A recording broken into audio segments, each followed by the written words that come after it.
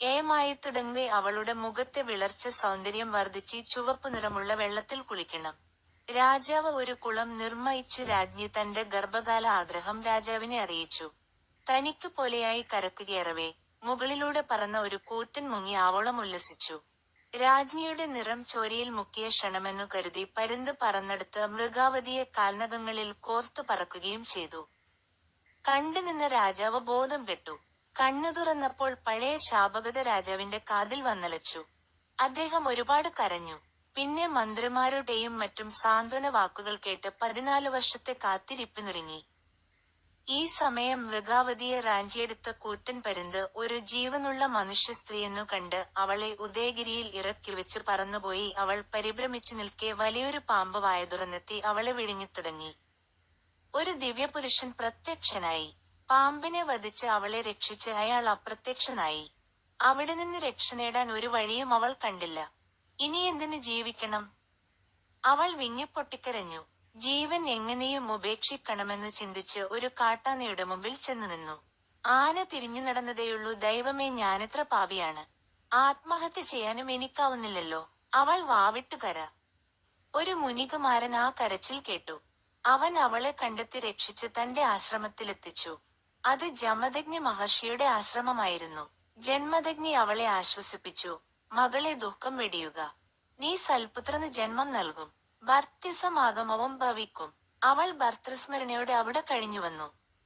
അവൾ പ്രസവിച്ചു.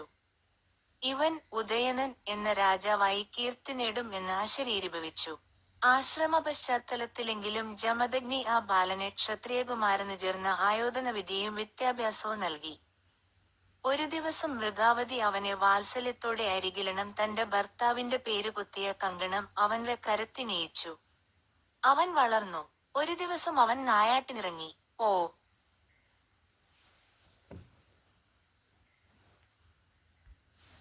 വേടൻ ഒരു സർപ്പത്തെ കൊല്ലാനൊരുങ്ങുന്നു. അവൻ അങ്ങോട്ട് ചെന്നു. വേടൻ പറഞ്ഞു, ഞാൻ കൊല്ലാൻ ഒരുമ്പെടുകയല്ല.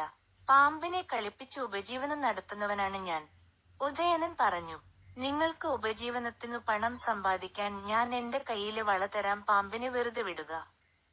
തന്റെ ജീവിതകാലം മുഴുവൻ പാമ്പാടിയാലും കിട്ടാത്ത സമ്പാദ്യം ഈ വള വിറ്റുകിട്ടുമെന്നു കണ്ട പാമ്പാട്ടുവേടൻ അതും വാങ്ങി സ്ഥലം വിട്ടു. ആ പാമ്പ് നന്ദിപൂർവ്വം ഉദയനന് വണങ്ങി. പിന്നെ പറഞ്ഞു, ഞാൻ സർപ്പരാജനായ വാസുകിയുടെ ജ്യേഷ്ഠനായ വാസുനേമി എന്ന സർപ്പമാണ്. ദാ എന്റെ ഒരു സമ്മാനം. ഒരു ദിവ്യവീണ ഉദയനന്റെ മുമ്പിലെത്തി. ഉദയനൻ ദിവ്യവീണയുമായി ആശ്രമത്തിലെത്തി. വളയും വാങ്ങി പുറപ്പെട്ട വേടനാകട്ടെ അത് വിൽക്കാൻ നഗരത്തിലെത്താവ. അതിൽ കൊത്തിവെച്ച രാജാവിന്റെ പേര് കണ്ട് ഭടന്മാരാൽ പിടികൂടപ്പെട്ടു.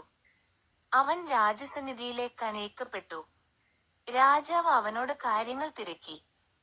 അവൻ ആ സർപ്പത്തിന്റെ കാര്യവും ഒരു ബാലൻ സർപ്പത്തെ വിടുവിച്ച് പകരം ഈ വള തരികയുണ്ടായെന്നും അറിയിച്ചു. ഉടനെ അശരീരിഭവിച്ചു. രാജാവേ, അങ്ങയുടെ ശാപകാലം കഴിഞ്ഞു. മൃഗാവതി മകനോടൊപ്പം ഉദയഗിരിയിലെ ജമദഗ്ന്യാശ്രമത്തിൽ സസുഖം വാഴുന്നു. സഹസ്രാനീകൻ സന്തോഷാശ്രുക്കളോടെ ഉദയഗിരിയിലേക്ക് യാത്ര തിരിച്ചു. സഹസ്രാനീകൻ സന്ധ്യാനേരത്ത് ഒരു വനപ്രദേശമണഞ്ഞു. ഒരു പൊയ്കക്കരികിൽ കുടിൽകെട്ടി വിശ്രമിച്ച രാജാവിനെ പരിചരിക്കാൻ ഒരു കഥകൻ, കഥ പറയുന്നവൻ, വന്നണഞ്ഞു. കഥകൻ ആമുഖമായി പറഞ്ഞു, അങ്ങയുടെ യാത്രോദ്ദേശം സഫലമാകട്ടെ. അങ്ങേക്ക് പ്രിതതമയെയും പുത്രനെയും ഉടനെ കണ്ടുമുട്ടാനാകും. മർത്യജീവിതത്തിൽ ഇത്തരം ദുഃഖങ്ങൾ സാർവത്രികം തന്നെ. ഈ കഥ കേട്ടുകൊള്ളുക.